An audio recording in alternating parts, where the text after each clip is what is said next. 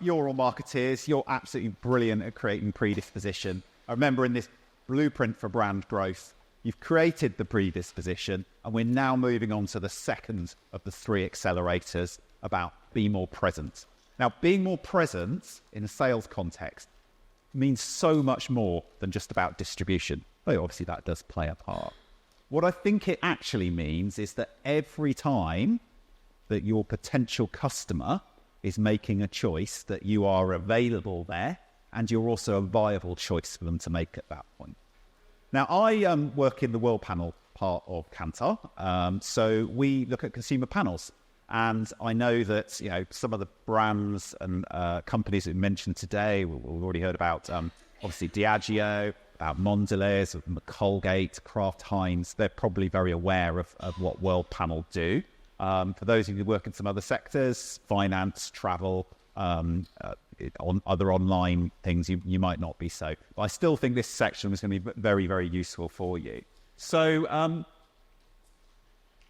let me talk about very briefly, for those of you who are not aware, about consumer panels. We operate consumer panels and we track people's real behaviours, be they purchase behaviours or consumption behaviours, at the point or very close to the point that they did them. So something slightly different to what people feel, what people think. We're now talking about what people do, which is why it links so well into sales. Now, consumer panel data, what's it good for? It's absolutely brilliant for the work we've done on the blueprint for brand growth, because it enables us to have a real scientific look at how people behave, go for real rules and indeed laws of behaviours. So my background is in the UK and in FMCG and grocery. So most of the examples I'll be linking in today are that, because that's the biggest data set that we have, but it's still applicable, these rules, to other sectors. So we gather information from a representative sample of people. That's really important. So it's not just your brand buyers, it's people in general in the country. And then we also put that together with all the variations of behaviours they can have. People who buy at high price points, people who buy at low price points, to get the true richness. And that gives us essentially a sandbox. A bit like we've got our own Minecraft set here, basically. We can take that data. We've got more than a billion data points have been thrown into this study, and then understand how people behave. Now, there are so many data sources out there. So where does what I do and what my company does, where does it sit in with everything else? And if you are an FMCG brand, you'll be looking at all these data sources. You've got EPOS data, you've got panel data, you've got loyalty card data, you maybe look at credit cards, etc. So the USP for consumer panel data is that we understand what your consumers are doing when they're not purchasing your brands, what else that they are doing when they're in another channel, when they're in another retailer. And even more powerfully than that, perhaps, is we know what those people are doing when they never buy your brand, people who've never bought your brand. And that's your headroom for growth, finding those people. So, without further ado, after the preamble, let me teach you, or tell you rather, 5 ways that I think you're not going to fail at sales. And to be honest, we heard from Anna earlier about how marketing's an easy game. I think sales is probably an easy game, at least at a theoretical point, and then get it done. So, first off, and it does link to the most obvious point, really, be available at the point of purchase. Now, this is not just distribution, though it does form an important part of it. And I like to think of this in terms of every time that your category was purchased, are you available? And this is a simple division, a simple sum here, calculation that can be done. And on the bottom of that sum is every time your category was purchased in whatever channel, whatever retailer, that's the number of occasions there. And on the top of that sum is then, was your brand present at that point? Now, some of you may well work for brands that sell predominantly through or wholly through your website. And you might be thinking, well, I've got 100% distribution. What does this tell for me? But I think it's more than that, because there are a lot of people buying the category that you operate in that are not coming to your website. So just think creatively as a group as to where we should be available. Now, there are plenty of examples where brands have thought like this and then they've gone and expanded. So let's take a few obvious direct-to-consumer brands, Harry's, For instance, the pizza, they've moved into the grocery space. Pizza Express and their dough balls. I only ever buy them on promotion, by the way. They're far too expensive at full price. They've moved into the grocery space, and we'll talk about promotions later. Huel as well. Direct-to-consumer brand, you can buy it in grocery as well. Now, any time you interface a brand that has to go through a retailer, though, you start to create potential tensions. And Fortnite has already had one mention today. I'm going to give it its second mention. Fortnite currently having a massive falling out with Apple, which means that you cannot play Fortnite on iOS devices. A huge part of the market gone because there's hundreds of millions of pounds in the gaming industry. And then every time you mediate through a retailer, so if you are an estate agent, if you are a travel brand, you are obviously in conflict potentially with the retailers that you need to be with if you're to get that high distribution that you need. So not an easy relationship, but one that needs to be looked at quite clearly. Now, to bring it back to FMCG, this chart here very beautifully, I think, shows that category presence I talked about. This is the distribution up the side of how much penetration you can get by how big your category presence is. Let's put another tick for Byron Sharp.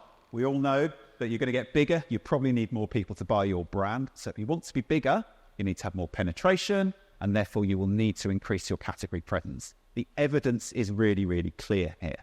But it's more than that. So if you're currently at 50% presence, which is absolutely fantastic, then if you were to get to 100%, which is obviously quite a step away, you would have 7 times more buyers. A statistic that's already been talked about today. And you'll notice that's not a linear relationship either. It's exponential. So as you get more category presence, your penetration goes up even faster. So really, really clear thing to do. But there is, if you do work in the FMCG space, there's a real availability challenge for UK brands and indeed around the world. And that is because if you stand still on your category presence and do what you've always done today, actually, your availability is going to go down.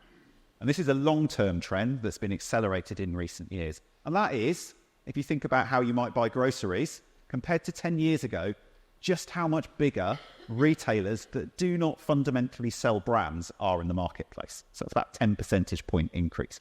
Absolutely massive.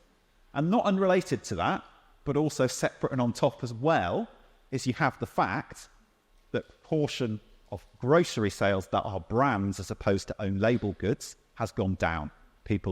Retailers are choosing to put more own label on their shelves. Consumers are choosing to buy more own label as well. So as a grocery brand, you stand still, you don't do anything else, your sales will diminish in this world. It's a really hard market to be in. So on to my second point, and that's really be around the right price. Now, we haven't done anything like Slido today, so I'm not going to get people to vote, but I'm not going to get you to stick your hands up, but just have a little guess in your head. Think about the category price distribution. So over this side, we've got cheap products. Over this side, we've got more expensive products. And then up the side, sales volume, essentially. What shape do you think the curve looks like in a typical category for that price distribution? I've got 4 options for you. So the first option, loads more cheap stuff is bought in a category. Does the average category look like that? See if you're shaking heads. No. The second one, does it look like that? It's flat. You get as much cheap stuff sold as you get expensive stuff sold. No, if you're shaking heads again. Does it look like that? Normal distribution. I know the answer. I never didn't know the answer. I'd vote for that one, by the way. I think most things are in a normal distribution, rightly or wrongly. And then finally, is it a skewed distribution towards the premium end? Because the premium stuff, that's what everybody wants. We as marketeers have done a fantastic job and we made people buy more expensive stuff. So have a think about which ones of those you're voting for. Slightly cheekily, the answer is none of them, but it's linked. And it looks like that. So it is a skewed distribution, but it's skewed over towards, well, it's not skewed towards the cheaper stuff. It's that normal distribution I talked about over here, but then it's got a long, long tail on the premium side. So let me just explain with a few numbers. I hope you like numbers. I'm not sure if I've got a numbers crowd here or not, but with a few numbers, let's talk about what that looks like. So surprisingly, within 5% cheaper or 5% more expensive is where most of the sales sit, or the biggest concentration of the sale. About a third of the sales then sit at the cheaper end. So if you're a cheaper value brand, you've got about a third of the market to play with. And then about a third of the sales sit in the sort of up to twice the price, so the premium end of the market.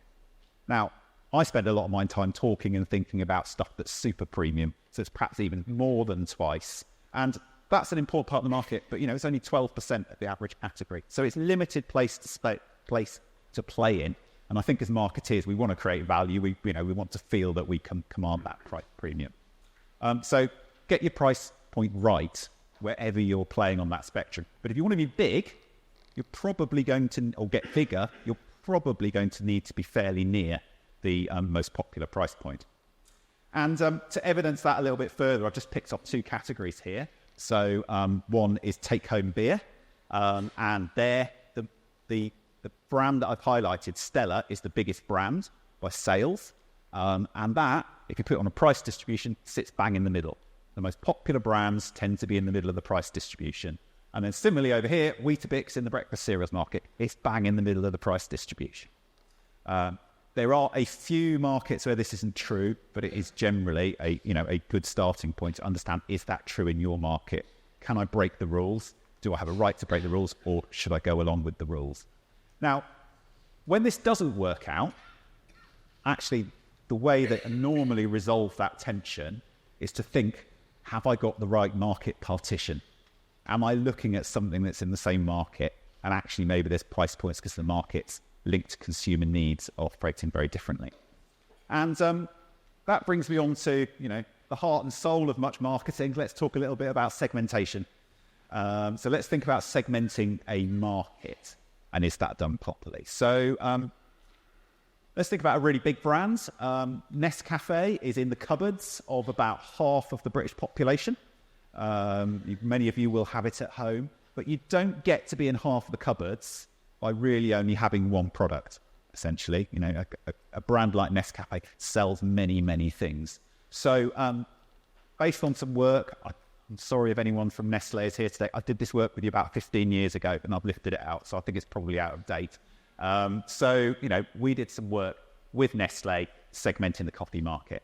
We had various elements there. And Nescafe play in all of those market needs, basically, and they're very distinct with how people shop them and how people consume them. Now this, if you go to a retailer, is really important, because retailers, and I know we have retailers here today, can be a really hard bunch. And what they'll do in your category is they'll line up every product and go, rate of sale, oh, you're not selling very well, you're out. But if you can have the conversation and show them that they are a distinct part of the market, and actually you need a product in every portion of the market, then you have a much better chance of remaining listed. Now that's quite a defensive argument, isn't it? But there's also what's a bit more positive. Let's talk about range and making sure you have the range to hit the consumer needs in all parts of that market. And actually the evidence is pretty clear. So smallest brands have the smallest share of products or SKUs. As you get bigger, they tend to have more products. That is pretty much an iron law. So if you want to be a bigger grocery brand anyway, you need to have more products. And in fact, if you're really ambitious and you want to be the biggest brand, it's not impossible, but there's a 3/4 chance that you're going to need more products than the number 2 brand to be the number 1 brand. So if you're big today and want to get bigger, you probably need to find, and we'll come and talk about this, come and find some new space to operate in that's incremental and will help you grow. I've talked about consumer needs. We shouldn't forget about shopper needs, though. An example of that in my world that I operate in is something that we call shopper missions. And broadly, this comes down to, when I'm in a shop, am I pushing the trolley round because I'm on the big weekly shop, or am I carrying the basket because I'm dashing in and I need to be really quick, so a top trip? And I can see a few of you tilting your head there to read what the categories are. Right? There's about 100 categories on this chart. Not all the labels are on there if you can't see one that you're particularly interested in. But broadly speaking, over there, people pick up stuff like pasta and table sauces on the big trips. And over here, there's a whole load of health and beauty products that people go on the high street to buy. And then there's also things like alcohol, and snacks that people will often pick up on smaller shopping trips as well. Now, knowing that your category is bought on a certain kind of trip is useful. It's never exclusive. People buy health and beauty when they're pushing a big trolley around Tesco as well. But what it does mean is that you need to have the right product, whatever of those two possible trips, or more trips if you split it up even more, that people need to buy. Because it has a real effect on how people shop. So let's take carbonated soft drinks. Coca-Cola, Pepsi, whatever, Fanta. So how do I buy that differently? And what kind of shopping trip I'm on? Well, let's compare the top-up trip to the trolley trip. The first thing to note is that when I'm picking up that basket, I'm dashing in and out of the store, I'm much more likely to buy a brand. Okay, so, I just need all the help I can to get it off the shelf, quickly get in my basket and get out the store. The second thing is that fairly clearly, I'm going to probably buy less volume. I'm probably going to buy a smaller pack. I probably need a single unit rather than a 3-litre bottle when I'm buying Coke, for instance. And then interlinked is the fact that I will pay a price premium. Because I am in a rush, I need to get home quickly, I will go and pick up something that is more premium. And I might actually pick up a more premium brand as well. But that does tend to mean that I will buy it less on promotion, either because I'm not looking for promotions or the promotions aren't available at that particular point that I'm trying to buy in. And then finally, quite interestingly, the kind of person who will buy your products changes at that point as well. People on top-up shopping trips tend to be much younger or tend to be much older. People in the middle-aged people are too busy to go on top-up shopping trips. So I'm looking at some of you in the room there. A lot of you are much younger and are still dashing in and out of the Tesco Express. So my final point is a very quick one, really, and this is a whole science in itself, so I'm not going to delve into it too much. You will need to manage your promotions effectively. And I've only got one thing I want you to take out of this section, really. And a promotional spike, when you put a product in grocery on deal, looks like this. So, no promotion, you've got base sales along the bottom, then you have price off mechanism, that's the purple, that's the big spike, and then sometimes it's on multi-buy, sometimes it with a different kind of multi-buy called a set price point. And when there's a big deal, that price off must have been a very attractive deal, penetration shot up. Absolutely fantastic. The fact is that penetration line comes back down once the promotion stops to exactly where it started. And this always happens. There is no discernible long-term effect of promotions. Now, that's not to say that you shouldn't promote. It's just you need to be really clear as to what your ambitions and what your points of promoting are. So, there are the good reasons to promote. You might want to get that price point that I talked about earlier. Many brands don't sell anything when they're off promotion, but they need to be promoted. It's also really important for your retailer relationship, because if you're on promotion, firstly, you're going to keep the shelf space. And secondly, if you're selling loads of volume on promotion, it probably gives you the right to put that extra product in on that new need that you've identified. So that's really important too. And then finally, if you're doing some great above-the-line work, that's the point that you really want to capitalize on. You raised predisposition at this point. People want to buy your brand. Make sure it's available for them, not only on the shelf, but also a price that they're willing to buy, and obviously the extra visibility you might get in a store, if you are in a store, to sell that brand. So that's my whistle-stop tour through the 5 ways not to fail at sales. I think Anna put it, marketing's simple, didn't she? So I think sales is simple if you follow some of these rules. If you'd like to come and speak more to me or two of my colleagues, Sam and Ed, afterwards upstairs, please come along. We've got a lot more that we can talk about outside of grocery as well as inside grocery in Worldpanel part of Kantar. So thank you very much for your time this morning. It's been great talking to you.